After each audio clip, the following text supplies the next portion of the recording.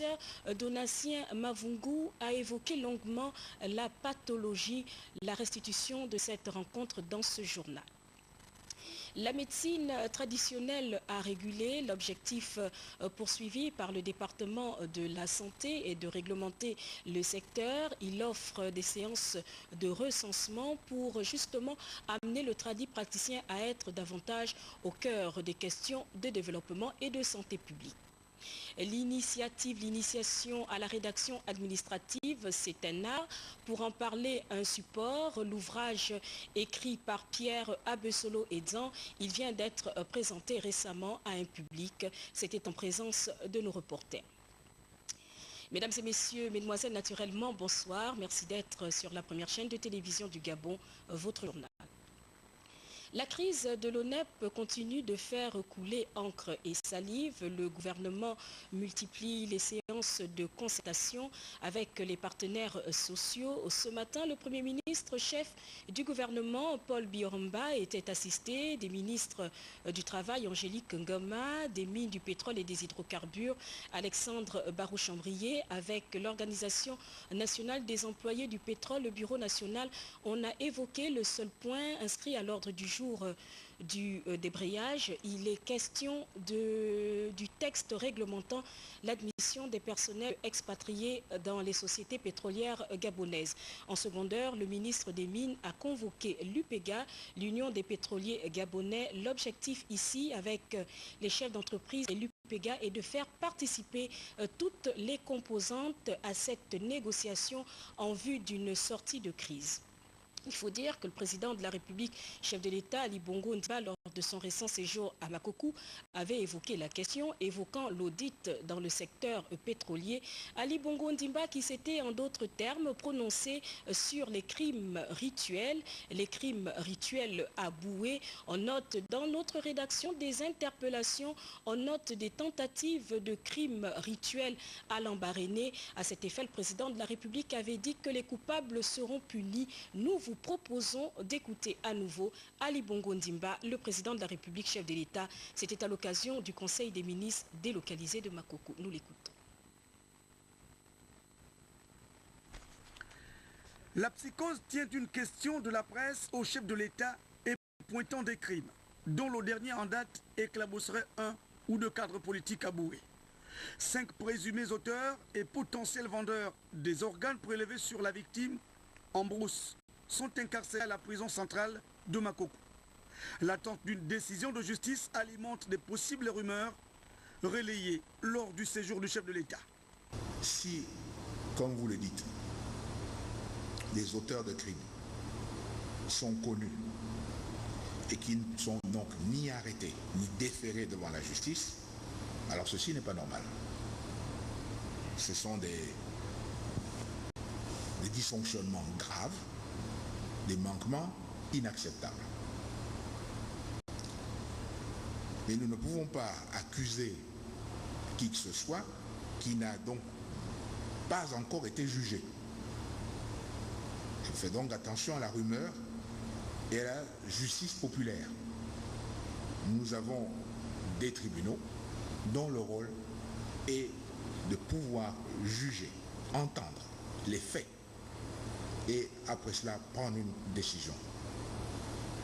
Dans l'attente d'une décision de justice que l'opinion ici voudrait baser sur la vérité, la spéculation penche vers une conspiration politique présumée et dont l'établissement des mobiles de l'assassinat doit permettre soit de punir sévèrement les vrais commanditaires, soit de déstabiliser tout magistrat qui se serait compromis dans une procédure visant à une atteinte à la dignité des innocents.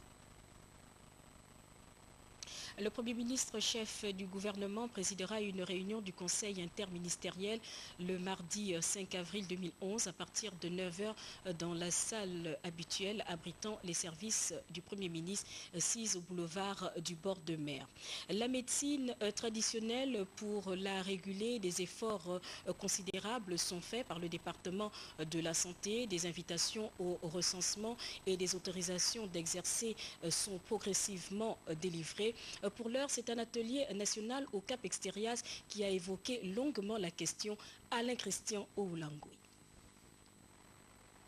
Cet important atelier sur l'organisation de la médecine traditionnelle s'est tenu au moment où l'inspection générale de la santé est en train de conduire la procédure d'identification des praticiens. Cette mesure d'immatriculation est un examen de reconnaissance officielle du titre de praticien. Cette opération va être sanctionnée par la délivrance d'une autorisation d'exercer qui sera octroyée par le ministère de la Santé publique. Ces choses-là n'auront pas de support parce que le premier élément, c'est la politique nationale. C'est dans cette politique que nous allons dire organisons la médecine traditionnelle. Il faut dire que le plan de politique nationale sur la médecine traditionnelle est un document qui va déterminer le projet d'élaboration de textes réglementaires de cette médecine traditionnelle, qui se dotera très prochainement d'un cadre juridique selon lequel l'inspection générale, lors de ses contrôles, pourra s'appuyer sur ces documents afin de sanctionner les hors-la-loi. Notre médecine, même si aujourd'hui certains la décrient, mais c'est notre médecine, c'est nous-mêmes. On ne peut donc pas se défaire de notre médecine. C'est pourquoi, lorsque son Excellence, le Président de la République, nous a demandé d'organiser la médecine traditionnelle, nous n'avons pas hésité de nous lancer dans cette aventure. Nous ne pouvons que remercier l'Éternel Roi des Armées qui nous a permis d'être ici aujourd'hui. Et le ministère de la Santé. La cérémonie officielle du CAP s'est déroulée en présence des autorités de la localité, en tête desquelles le préfet du département du CAP, M. Evier Obiang, du maire de la commune du Cap Estérias, M. Médico Collins Séraphin, et des responsables du ministère de la Santé. Le groupe Samsung se donne des marques au Gabon. La cérémonie inaugurale de présentation de son siège à London, dans le 4e arrondissement de la commune de Libreville, procède de l'intense coopération qui existe entre notre pays et la Corée. L'ambassadeur accrédité dans notre pays a reçu le gouverneur de la province de l'Estuaire hôte de cette cérémonie d'implantation et de présentation des produits Samsung désormais sur le marché. Les précisions dans ce reportage.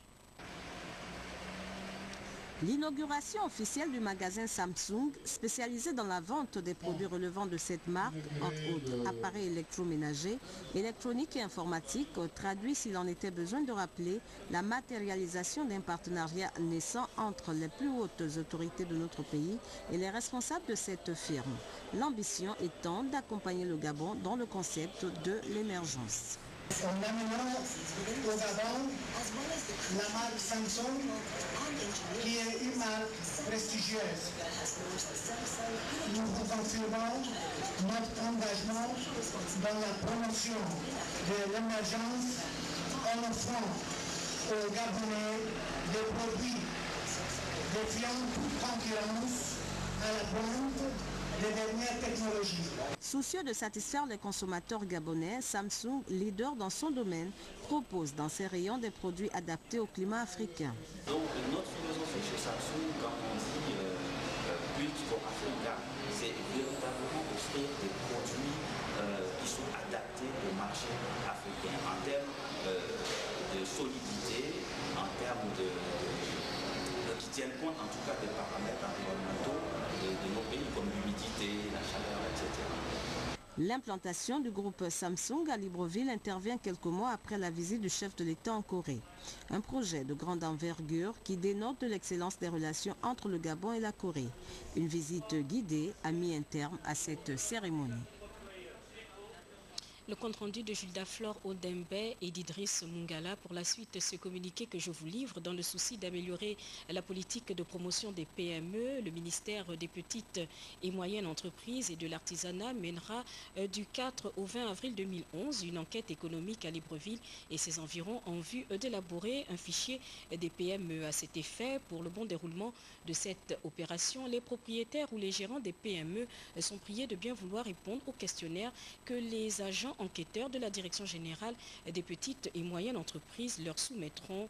Merci de votre collaboration, dit le directeur de cabinet du ministre des petites et moyennes entreprises et de l'artisanat.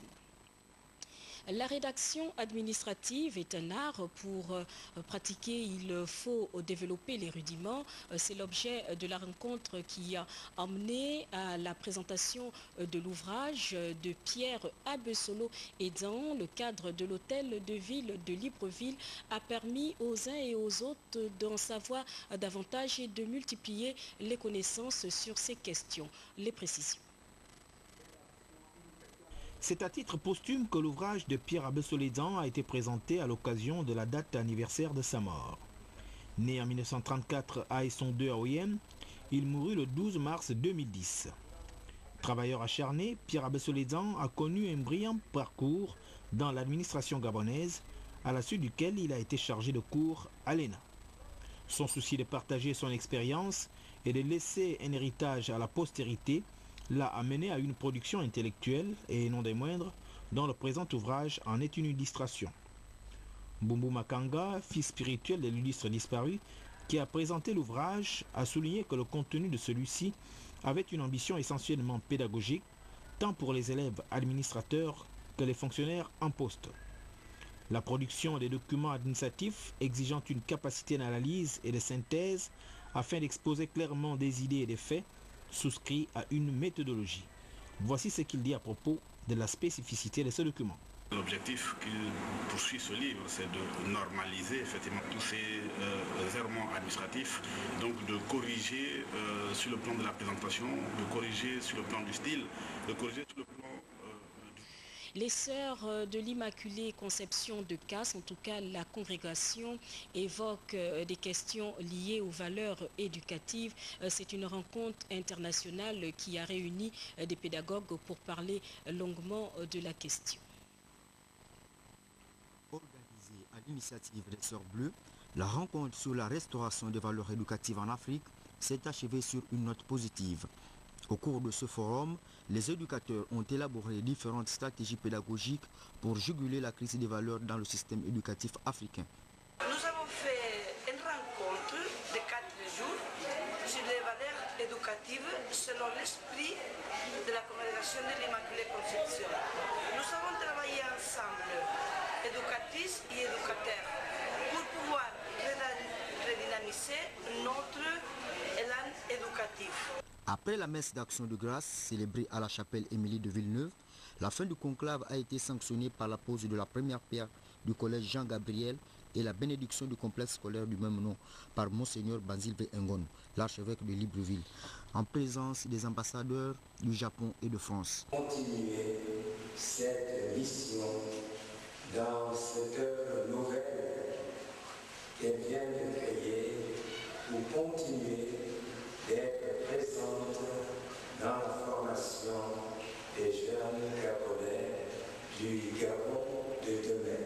Le Japon avait contribué modestement à partir de 2008 à la réalisation, l'élection et l'extension de l'école, votre l'école primaire Mère Jean-Gabriel. Venir partager ce moment de bonheur, cette inauguration qui récompense un très bon travail des sœurs et de la communauté éducative tout ensemble. La congrégation des sœurs de l'Immaculée Conception de Castres, présente au Gabon depuis 151 ans, contribue à la formation de la jeunesse gabonaise de manière appréciable. Et puis cette autre page éducation dans le bassin pédagogique du Komo au Congo. La journée de l'enseignant célébrée en différé a permis justement au monde scolaire d'évoquer la question de meilleur rendement dans la perspective prochaine des examens et concours de fin d'année. Les précisions